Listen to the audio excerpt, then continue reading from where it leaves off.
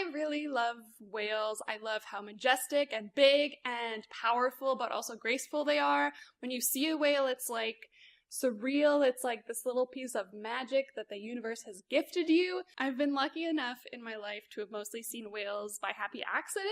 The only time I've sought out a whale encounter was in Hawaii. I took a whale watching tour on a boat. I don't know, I just felt conflicted about it at the time, and I still do now. It just felt invasive. I would never want somebody to come in my home just to like watch me really close up. So today I'm going to explore the question, is whale watching bad for whales? The earth is dying and I'm pretty terrified. I wanna do better, so I'll have to learn. So let's start by defining what we're talking about. The whale part of whale watching actually refers to dolphins, porpoises, and whales, collectively known as cetaceans. So we're talking about that group today. The watching part means anytime you have an interaction with a whale. So like the broad definition includes times when you're not meaning to have an interaction with a whale. But for today, we're going to focus on commercial and boat-based whale watching, because that's where most of the literature I found was. The first recorded instance of commercial whale watching, parentheses Western, happened in the 1950s, and since then it has like totally blown up. In 2008, commercial whale watching generated $2.1 billion globally and spanned 119 countries. Whale watching in general is a way to use whales as an economic resource in a non-extractive way, and it also can be a tool to promote whale conservation and research. The whale watching industry is especially important in Canada because Canada has the third highest in the world amount of participants in commercial whale watching. So it follows that if we're going to keep up this lucrative industry, we want to protect the resource that we're using, right? That's like the reason for economically oriented people. For me, it's just because I love them and I want whales to always exist in the world. The other reason we should be worrying about whales is that they are already kind of in trouble. Internationally, 28% of cetacean species or populations are listed as threatened. In Canada, 17 species or populations of cetaceans are listed as threatened or endangered. 8 of those are found off the BC coast, and then the most important one of those, I would say, is the southern resident killer whale population, which has been in the news a lot recently. They're, super endangered and are subject to a ton of whale watching from Vancouver, from Victoria, from Washington.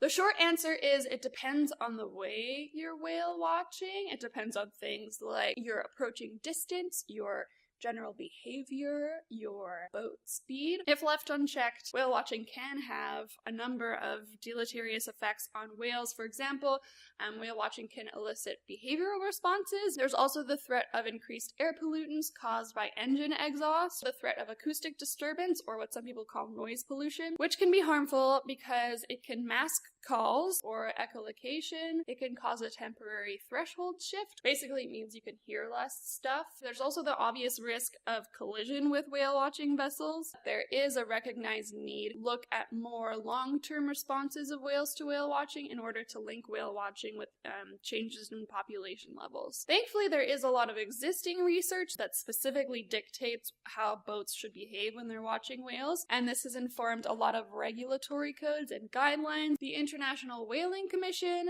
has published guidelines on how to set up these codes, but really it's up to each regulating body or NGO to look at the research for their area and for their species and come up with guidelines.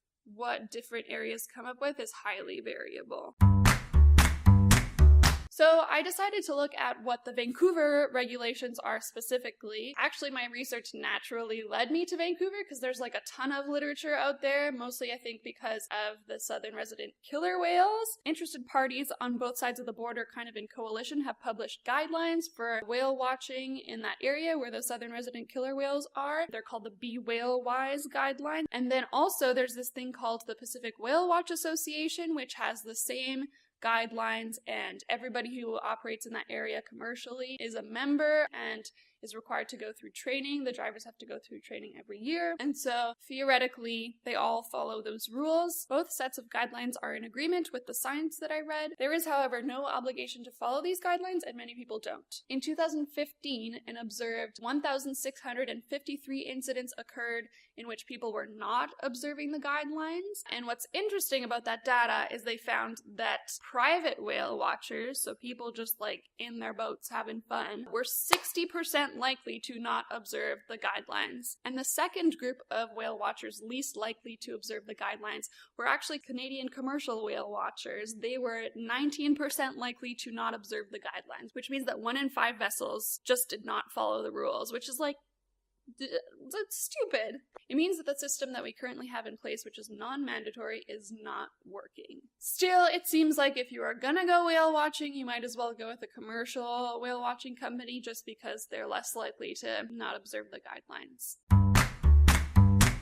So it seems like really it's a matter of just getting all parties to observe the guidelines, and then whales are okay. Because the whales should be okay if people follow the guidelines, which are based on science to protect the whales. One paper suggested that it's merely a matter of public education. 47% of people not observing the guidelines had no idea that there were even guidelines. So they said that if there were like educational posters on like buoys or in ports or on like charts, that would be cool to get those private whale watchers informed. I would add that people getting their boating license should maybe be informed of the guidelines. Another paper suggests that the current legislation, namely the Marine Mammal Regulations and the Species at Risk Act, just aren't cutting it when it comes to protecting cetaceans in BC. Another paper calls for legally binding regulations, something that the states on their side of the border have already done, which is interesting because US vessels are actually less likely to not observe the whale watching guideline. Also, 62% of whale watching codes in the world are legally binding, which means Canada is in the minority in not having any legal regulations.